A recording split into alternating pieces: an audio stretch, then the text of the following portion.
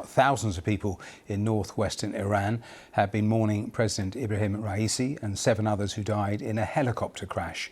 There's no official indication yet of what might have caused Sunday's crash. Here's our diplomatic correspondent, Caroline Hawley. A military escort for the coffins of Iran's president and the 7 others who died with him. In a carefully choreographed procession, the cortege moved through tightly packed crowds. The Islamic Republic's faithful followers came out in large numbers to pay their respects, fervent in their grief. This is the first of several days of official ceremonies. But not everyone feels this way. The regime is hated by many Iranians who are in fact privately celebrating, not mourning, the president's death.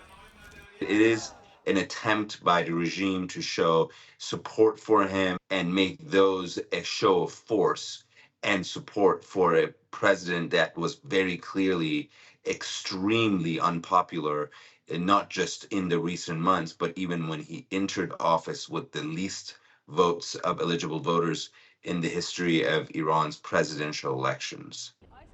President Raisi and his foreign minister had been by helicopter to the border with neighbouring Azerbaijan, opening a dam project. State media blamed technical failure for the crash on a remote mountainside of northwest Iran, though an investigation is still underway. For Iran's clerical establishment, the president's sudden death is a profound shock. Today, the Assembly of Experts paid tribute to him. This powerful body chooses the country's next supreme leader, the ultimate authority in Iran. Ibrahim Raisi had been a potential contender for the job. As the Iranian regime bids him a long farewell, it's hoping to project a sense of unity and continuity at a time of tumult both at home and across the Middle East. Caroline Hawley, BBC News. Well, let me show you the live pictures because they are still coming in from Iran. Huge crowds assembling. This time they've moved to the holy city of Qom.